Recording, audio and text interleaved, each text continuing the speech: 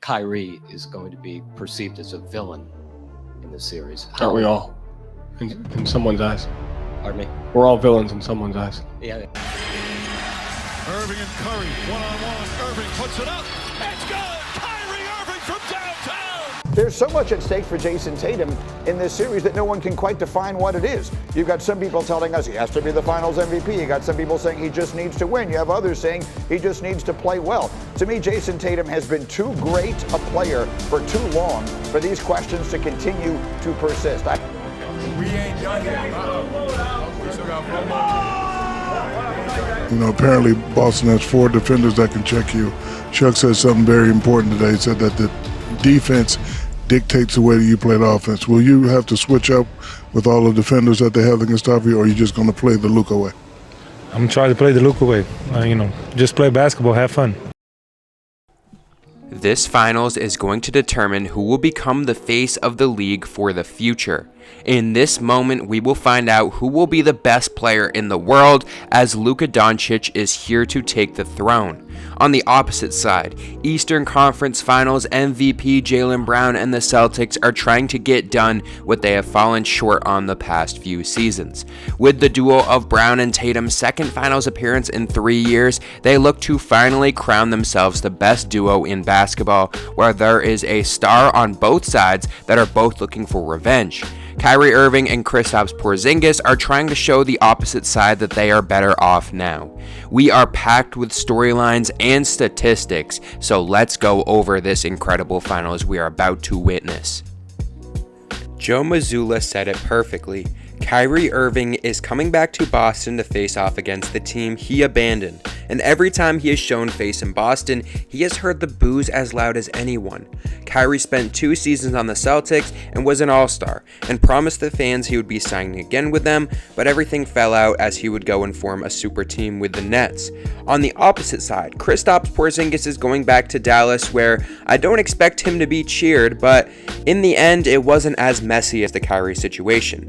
They traded for Kristaps, he went there, he only played 134 out of 209 possible games as a Mav, and despite him putting up nearly 20 and 8 over that time period and having some pretty good seasons there, he just wasn't available for them, and that's what they were looking for. They were looking for a star that would be able to play next to Luka. The keyword, actually play. So, there may be some bad blood between the Mavs and Kristaps, but I don't expect any bad blood from Luka and the rest of the Mavericks team that actually played with Kristaps. On the opposite end too, it seems like every time Kyrie has played there, Jason Tatum, we can see in clips, has quieted down the boos when they were booing Kyrie. So I don't think there's any bad blood between the players in this series, but when Kyrie goes to Boston, there will definitely be a lot of boos. When they go to Dallas, I don't expect Kristaps to be welcomed, but he definitely will not be as booed hard as Kyrie will. So we'll have to see how both of these teams react to these players being booed. And on the opposite end, Kyrie Irving is going to be going back, Kristaps is going to be going back, but the thing about this, Kyrie has been playing for a while. How is Kristaps going to come back into this lineup? Now, if he was on this team for multiple years and he would just be able to go in there and play knowing that he can go in and he already knows the system very well, then I wouldn't be as concerned. But as of right now, Kristaps has only been there for about 50-ish games so far this season, maybe a little more, and it's not like he's going back to a team where he's known this system for a while. So you got to keep an eye on how he's going to come back into this lineup, because like I said, it's not going to just be a plug and play. He's good enough for that to happen, but a guy that's been out for almost a month and a half, once we get to the start of the finals, it's really going to be interesting to see how he gets back into this lineup, because he is the third star on this team. Is he going to be able to return to his form right away and put up 20 points a game? Because if he does, it is going to be almost impossible to stop this Celtics team if they can have 3 guys putting up 20 plus points a series, and especially against the Mavs, where on the opposite end, a lot of these role players have played well, but this is the first time that most of them are even getting close to playing in the finals. Like we saw, PJ Washington was in Charlotte. Derek Lively is a rookie. All these guys have never been in this moment before. Really, the only guy on the Mavericks has been Kyrie Irving, who has been here before. My main keys to this series are opposite on both sides. For Boston, my main concern is the star players. And for Dallas, my main concern is the role players. Now, let me talk about this. On the Mavericks, Kyrie and Luka are going to do what they're going to do. We've seen it throughout this whole playoffs. Both of these guys are going to come out firing. I don't think there's really anyone on the Celtics that could stop Luka. And I'm not saying they're not good defenders, but it just seems like there's no one in the NBA right now that can stop Luka. And this guy's going at 75-80% with a week off. If he is 100% healthy, then who knows what we're going to see from Luka in these finals, because there have been moments in a lot of those games against the Timberwolves where he was completely out of it. He just went down to the half court, he'd pass it off to Kyrie and just kind of wait and catch his breath, and he got so many hits in the past few series that there's no way this guy is 100% right now, but he's still balling out. Kyrie Irving has been in the finals. He knows what it takes to win. He knows when to take those massive shots, and he has been very clutch in the fourth quarter so far this playoff series. Now, we'll have to see how the rest of these role players will play. Guys like PJ Washington, guys like Derrick Jones Jr., how will these guys come in? Guys like Derek Lively, how will he be able to come back? And guys like Maxi Kleber, who just came back from injury, we'll have to see what his role is, because clearly they've been good without him, but getting him back will definitely help them a little bit. Now, on the opposite side, the Celtics, how will the two stars play?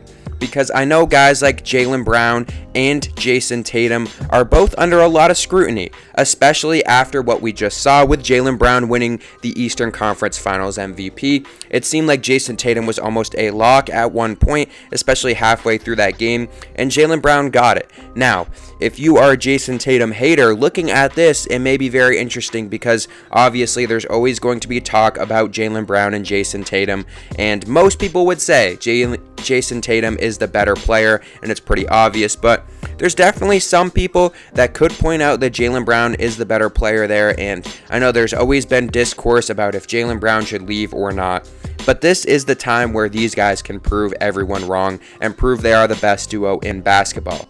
The last time they went to the finals, though, Jason Tatum was not very good. 21.5 points. Now, when we look on the opposite end, Jaylen Brown stepped it up with 23.5. Tatum had some bad games where in his first game, when they would go up against the Warriors playing 42 minutes, he shot 17% from the field. He only had one game where he shot 50% from the field or better. The rest, 42% or less, with a 33% game. He was shooting around 33% throughout that whole series. Just not a great look. But now, with this team built around him and Jaylen Brown, with so many great role players, they can come out and prove everyone wrong. And Jason Tatum could prove that he is the best player in the world. If he comes out here and drops 30-plus points per game in this playoff series, in the finals, in front of everybody watching, he will be able to go out there and prove that he is in that elite category. Many people have criticized him throughout the past few years, saying, yeah, he's a good basketball player, but we haven't seen him improve. He's been steady at this level, maybe like a guy like Devin Booker, who's been very good for a long time, but we haven't seen him excel. Jason Tatum has been in the conversation. He's been a top 5 guy in MVP voting the past few years, but he hasn't excelled to that level of the best player in the league, and he could do that with this series. On the opposite end, with a guy like Jaylen Brown, he can go out there and say, maybe I'm the best player on the team if he goes out and wins Finals MVP, and they win this whole thing, getting Eastern Conference and Finals MVP. Now, the role players on the Celtics, all going to have fantastic games. Drew Holiday, Derek White, Kristaps Porzingis, not a role player, but still a star player. I talked about him a little bit earlier. It'll be interesting to see how he bounces back. But overall, when I talk about the star players playing very good, Jason Tatum and Jaylen Brown are good enough together where if they can both put up 30 points, which we have seen them do, it's going to be very hard for them to not win this series. And on the opposite end, I know what I'm going to get from Kyrie Irving in the finals. I know what I'm going to get from Luka Doncic with 38 and 8 plus, even a 30-point triple-double every night. It's going to be hard to stop him. So I'm looking at the Mavericks role players. I'm looking at the Celtics stars. Let me know, who do you guys think is going to win this series? I honestly think the Mavericks have a fighting chance in this one. When looking at this and when looking at both of these teams, this seems like a moment. This is going to be a massive moment for the NBA going forward, because the Celtics, honestly, could go out here and win this series in 4 or 5 games. The Mavericks, a good team, but the Celtics are the best team in the league this whole year. And like I told you guys at the beginning of the year, if you watched my playoff prediction, if you watched the whole regular season prediction, the Celtics are the best team in the league right now. So, can they go out there and get the job done?